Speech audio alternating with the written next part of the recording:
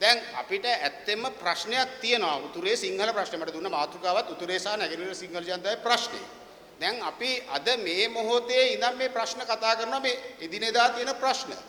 නමුත් අපි ප්‍රශ්නයක් දිහා බලන්න ඕනේ මේ විදිහටද.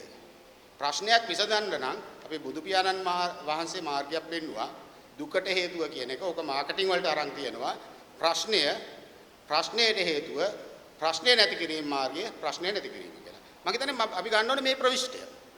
මේ ගැන මේ ප්‍රශ්නේ පිළිබඳ අපි යන්න ඕනේ ඉතිහාසනේ. මේ ප්‍රශ්නේ විසඳන්න නම් අපි මේ පාගමන් යාම රජයට විරුද්ධව යාම මේවා ඔක්කොම හුදෙක් తాවකාලික පැලස්තර විසඳුම් පමණයි.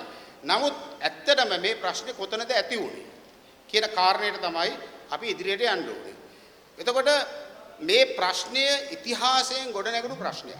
ඒතර මේ ප්‍රශ්නේ ඉතිහාසයේ කොතනද ගොඩ නැගුණේ? මන්නේ මෙතනට මේ හේතුව හොයලා මේ හේතුවට විසඳම් සොයන තාක්කල් අපිට මේ අද තියෙන ප්‍රශ්නේ විසඳන්න බෑ. ඒකයි මම දරන මතය.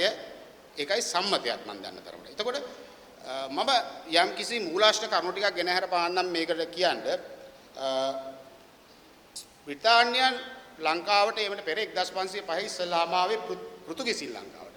ඒ පෘතුගීසින් ලංකාවට එන වෙලාවේ ඒ බ්‍රිතාන්‍ය වාර්තා පෘතුගීසි වාර්තා ලන්දේසි වාර්තා වලට අනුව ඒගොල්ලන් මෙන්න මෙහෙම දෙයක් තියෙනවා. මම එක මූලාශ්‍රයක් ගන්නවා. The Temporal and Spiritual Conquest of Ceylon. පොත් book 1 page 48. යාපනයේ තිබිලා තියෙන දිගු කාලයක් තිස්සේ වනාන්තරගතව. ඒ කියන්නේ කාලිංග මාර්ග ආක්‍රමණයෙන් පස්සේ යාපනයේ ජනශූන්‍යයි. ජනතාව වැඩි ඉඳලා. ඒක කාලයක් තිස්සේ ලංකාවේ සිංහල අධිරාජ්‍යය යටතේ පැවතුනා කියලා මේ මූලාශ්‍රවල ලියනවා.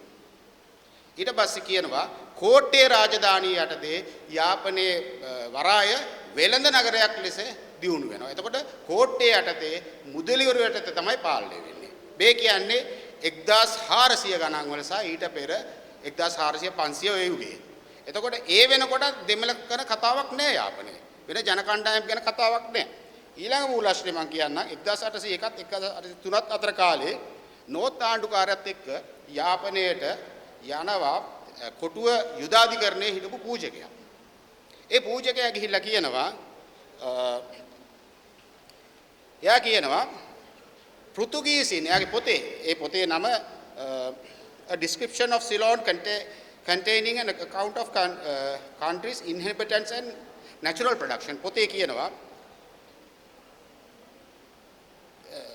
පෘතුගීසින් ලංකාවට එනකොට මේ රටේ ඉඳලා තියෙන්නේ සිංහල ජනතාව සහ වැදි ජනතාව කියන එක විතරයි කියන එක. ඒගොල්ලෝ පැහැදිලිව ඒක කියනවා. තවත් එක මූලාශ්‍රයක් මම ඉදිරිපත් කරන්න 1893 මෑත කාලයේදී ආත එලිබැංක් හිටපු ආඩුකාරයා කොමිටියක් පත් කරනවා මේ රටේ ජනතාව ගැන හොයා බලන්න. ඒ කොමිටියේ රිපෝට් එකක් ඉදිරිපත් කරනවා. ඒ කියන්නේ Official Handbook and Catalogue of Ceylon Food. ඒකේ යාලා කියනවා තමිල් සහ මුව ජනයා අනිකුත් ජන කොටස් ලංකාවට සුවශී නොවන බැවින් මේ වාර්තාවට ඇතුළත් කිරීමට අවශ්‍ය නැත. 1883 වෙනකොටත් මෙන්න මේ තත්ත්වය. ඒතර කවුද මේ ජනතාව මේ රටට ගෙනාවේ? මේ රටට මේ ජනතාව ගෙනාවේ ඇයි කියන කාරණේ. ඒතකොට අපි දන්නවා පෘතුගීසින් තමයි මේගොල්ලෝ ඉස්ලාම ගෙනාවා. ඊට පස්සේ ලන්දේසින් ගෙනාවා, උතුරට ගෙනාවා දුංගල වගාවට, දකුණට ගෙනාවා රාමදීමට, දීවර කර්මාන්තයට සහ කුරුදු ඇලීමට. දකුණට ගෙනාව මිනිස්සු අපේ සමාජයට අනුගත වෙලා සිංහලයන් බවට පත් වුණා. උතුරේ මිනිස්සු එහෙම පැවතුණා. ඉංග්‍රීසියෙන් ආවට පස්සේ මේ මිනිස්සුන්ව එහෙමම තියාගෙන ගියා. එතකොට නමුත් මේගොල්ලන්ට අනන්‍යතාවයක් තිබෙන්නේ නැහැ දෙමළ කියලා. දෙමළ කියලා අනන්‍යතාවයක් නැහැ මේගොල්ලන්. මේගොල්ලන් අඳුරගත්තේ මලබාර කියලා. මලබාර කියලා හැඳින්වුවේ මේගොල්ලන් පෘතුගීසින්. ඒ ඉන්දියාවේ මලබාර වෙරළේ නම. මේගොල්ලන්ට දෙමළ කියන නම දෙන්නේ ලංකාවේ ආණ්ඩුවේ ඉංග්‍රීසි ආණ්ඩුවේ 1880 දශකයේ. තමිල් කියන අනන්‍යතාවය දෙන්නේ. දෙමළ කියන අනන්‍යතාවය දෙන්නේ. එතකොට මේ අනන්‍යතාවයක් නැතිවත් හිටපු මිනිස්සුද මේ අද උතුරේ මේ තමන්ගේ නිජ භූමියක් කියන්නේ. ඒතර මේගොල්ලන් කොහොමද මේ රටේ පුරවැසිය බවට උනේ? 1815 ගිවිසුමෙන් පස්සේ බ්‍රිතාන්‍ය නියෝග කරනවා මේ ඔක්කොම බ්‍රිතාන්‍ය අරත්තයි. එතකොට අපි සිංහල මිනිස්සුත් එදා හිටපු වෙලදාමයන් හිටපු මුස්ලිම් මිනිස්සු දෙමළ මිනිස්සු මේ ඔක්කොම බ්‍රිතාන්‍ය අරත්තයි. අපි ඔක්කොම එක මට්ටමකට ගන්නවා. ඊට පස්සේ දැන් තේසවලාමේ නීතිය කියලා මම හිතන්නේ ගොඩක් කට්ටිය අහලා ඇති. තේසවලාමේ නීතිය කියලා දෙන උතුරේ ඉඩම් සිංහල මිනිස්සුන්ට ගන්න බෑ. පිටි මිනිස්සුන්ට කියලා ගන්න බෑ. මේ රටේ එක රටක් එක නීතියක් වල එක රටක් එක නීතියක් නෑ මේ. උතුරට ගියාම වෙන නීතියක්. තේසවලාමේ නීතිය 1806 දී ඉංග්‍රීසියෙන් කැසට් කරනවා. ඒකෙත් කියන්නේ මලබාර් ජනයා කියලා. දෙමළ ජනයෙක් නෑ එතන. ඒතකොට මේ තේසවලාමේ නීතිය ගේන්නේ ලන්දේසින් විසින් මේක ඇති කරන ලද නීතියක්. ඒ වහල්කමට මිනිස්සු ගේනවා. ගෙනල්ලා ඒගොල්ලන් වතුවල වැඩ කරනවා. අපි දැන් ඔය මැද පිරිතික ගිහිල්ලා ඇවිල්ලා මේ අපි රස්සාව කරලා මෙහෙට එනවා වගේ මේ මිනිස්සු රස්සාව කරන සල්ලි වගන යනවා. මෙන්න මේක නවත්ත ගන්න ඕනේ. ඒගොල්ලන් මේගොල්ලන්ගේ පුහුණු ලේබර් එක පුහුණු ශ්‍රමිකයන් පිටත්ව යාම නිසා මෙන්න මේ නීතිය ගේන්නේ. මෙන්න මේ විදිහට තමයි තේශබලාවේ නීතිය ඇති වෙන්නේ. ඊට පස්සේ දැන් කාලේ ඕම ගිහිල්ලා 1848 නිදහසෙන් පස්සේ 1949 අපිට ගේනවා ප්‍රථම ආණ්ඩු ක්‍රම ව්‍යවස්ථාව. දැන් අපි බ්‍රිටිෂ් සබ්ජෙක්ට් ඔක්කොම බ්‍රිතාන්‍ය සත්‍යසියෝ මේ රටේ සිංහල ජාතියවත් උරුමයත් මොන මගුලක්වත් නැහැ. මේ අපි දැන් යටත් ඇසියෝ. 1949 ව්‍යවස්ථාව ගෙනලා 29 වෙනි වගන්තියෙන් කියනවා මේ රටේ සිංහල දෙමළ මුස්ලිම් කියලා ජන කණ්ඩායම් තුනක් ඉන්නවා. එක්කෙනෙකුට නැති අයිතිවාසිකමක් තනික වෙනකොට නැහැ. දැන් මේ කවුද කල්ලතෝනින්ට මේ අයිතිවාසිකම දුන්නේ වෙන්නේ මේ විදිහට ඉංග්‍රීසි. එතකොට මේ දැන් අද උතුරේ තියෙන නැගෙනහිර තියෙන මේ කොහේ හරි තියෙන ඉඩ අපි දුන්නේවත් මේ ජනතාවට අපි එන්න කිව්වද? සිංහල රජවරු සිංහල මැති නිලමේවරු එන්න කිව්වද? නැහැ. එහෙනම් මේවත් දීලා තියෙන්නේ ඉංග්‍රීසි ආණ්ඩුව. ඊළඟ කාරණේ මම කියන්නම්. මට වේලා පොඩක් විනාඩි 3ක් දෙන්න.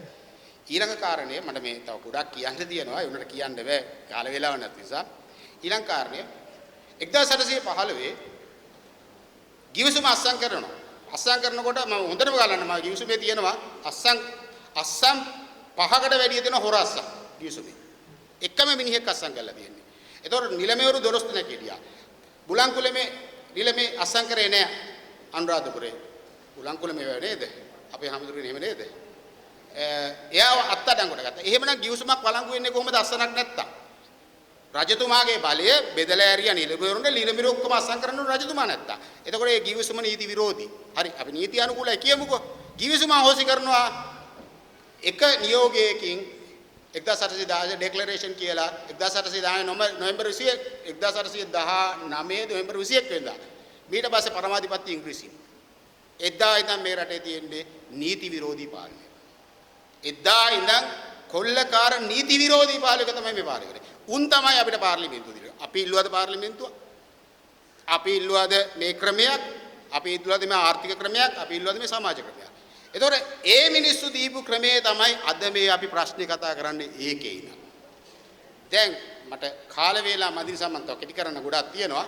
එහෙනම් මේ ප්‍රශ්නේ විසඳන්න ඕනේ අපි මේ අඳුරේ අතපත ගාලා ගිහිල්ලා නෙමෙයි. මේ ඉතිහාසය අපි හොයලා ලියලා තියෙනවා. මේක අපිත් එක්ක තියෙනවා ඉතිහාසය. මේක කතා කරන්න අපිට මාධ්‍ය ඉඩ දෙන්නේ නැහැ. මාධ්‍යයක් නැහැ.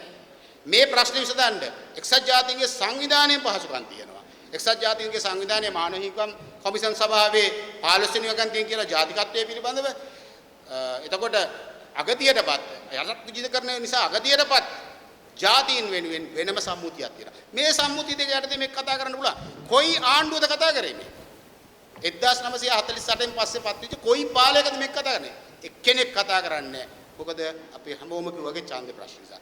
නම් එහෙනම් අපි මේක මතු පිටින් අත ගන්න නැතුව මේ ප්‍රශ්නේ අපි අල්ලගමු බෙල්ලේ. ඔළුවෙන් අල්ලගමු මේක. සර්පය වලිගෙන් අල්ලගෙන නටන්න නැතුව ඔළුවෙන් අල්ලගමු. මේක ලොකු ජාතික කතිකාවතක් යන්න ඕනේ.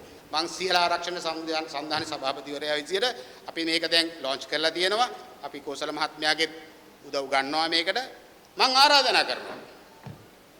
අපි සිංහල අයිති අපේ අයිතිවාසිකම් ගැන කතා කරන ලොකුම ප්‍රශ්නේ අපිට තියෙන. අපි අපේ අයිතිවාසිකම් කතා කරන්නේ. අපි සිංහල කියලා කියන්නේ. උන් ඔක්කොම උන්ගේ අයිතිවාසිකම් කපනවා. අපි කවදද කියන්නේ අපේ අයිතිවාසිකම්? එහෙනම්